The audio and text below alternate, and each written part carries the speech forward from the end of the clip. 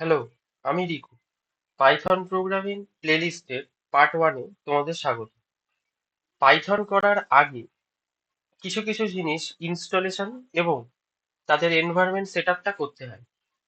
তার তার ব্যাপারেই সব তথ্য এই ভিডিওতেই থাকবে।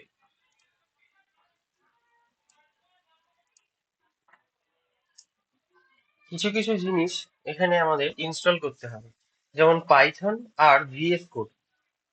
পাইথন না ইনস্টল করলে পাইথনের যে কোনো কাজ কিন্তু এখানে হবে না। তাই গুগল ক্রোমে গিয়ে লিখবে পাইথন ডাউনলোড। লেখার পর যে প্রথম ওয়েবসাইটটা আসছে এটাকে ওপেন করবে। করার পর এখানে দেখবি ইয়েলো বাটন আছে একটা, ডাউনলোড পাইথন 3.13। এটা লেটেস্ট ভার্সন, এখানে ডাউনলোড হয়ে যাবে। তারপরে ওখানে গিয়ে এটাকে ক্লিক করবে যেটা ডাউনলোড হয়েছে।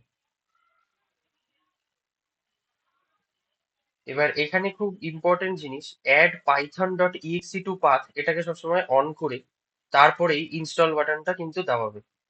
এতে কি হয়, এতে তোমার কম্পিউটারে পাইথনটাকে ও পাথ হিসেবে নিয়ে নিয়ে নেয়।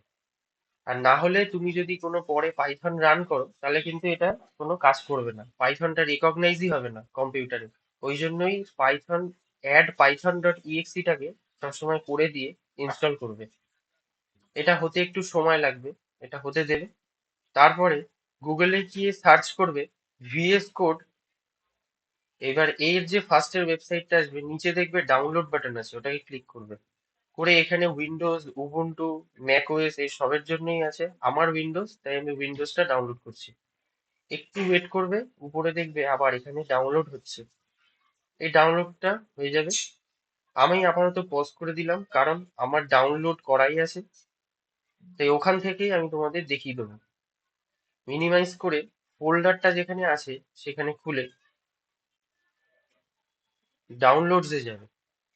যাওয়ার পর দেখবে তোমাদের এখানে ডাউনলোডস হয়ে গেছে অলরেডি ভিএস কোড। ওটাকে ডাবল ক্লিক করবে।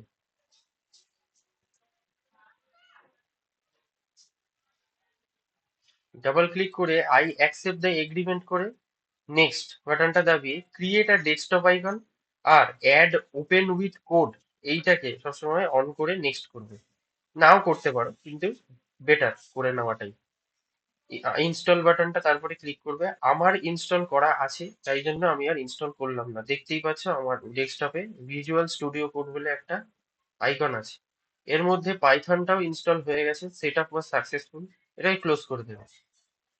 এবার পাইথন ইনস্টলেশন এবং ভিএস কোড ইনস্টলেশন কমপ্লিট হলো। এবার তুমি এখানে একটা নতুন ফোল্ডার বানাবে।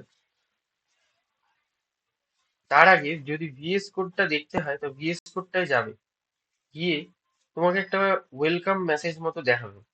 এই ওয়েলকাম মেসেজটা আমাদের লাগবে না আপাতত, পড়বে পড়লে কিন্তু ক্রস করে দিয়ে। এবার এখানে তুমি নিচের এই এক্সটেনশনস পার্টটায় যাবে।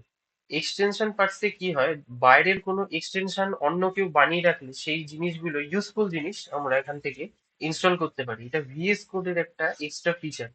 পাইথন লিখবে, লেখার পর দেখবে এই যে পাইথন ডিবাগার কথাটা লেখা আছে, পাইথন লেখা আছে নিচে।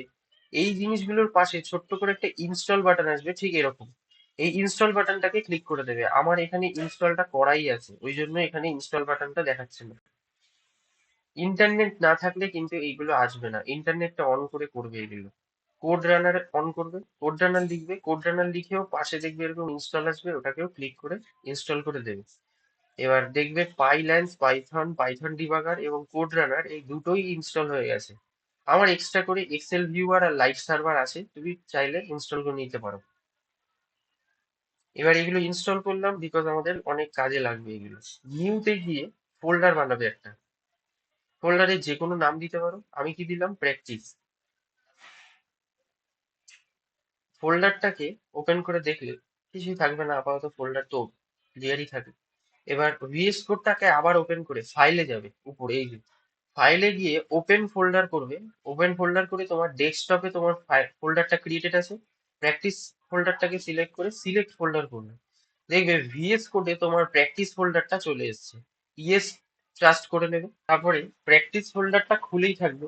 এখানে পাশে দেখবে একটা ছোট্ট ক্রিয়েট ফাইলের অপশন থাকবে, ওখানে ক্লিক করে এখানে লিখবে মেন ডট পিওয়াই। যেরকম ছবির ফাইল হয় ডট জেপিজি, কোনো টেক্সট ফাইল হয় ডট টিএক্সটি, এক্সেল ফাইল হয় ডট এক্সএলএসএক্স বা সিএসভি। সেরকমই পাইথন ফাইলের এক্সটেনশন বলা হয় পাইথন ফাইলটার এই হচ্ছে টাইপ ডট পিওয়াই।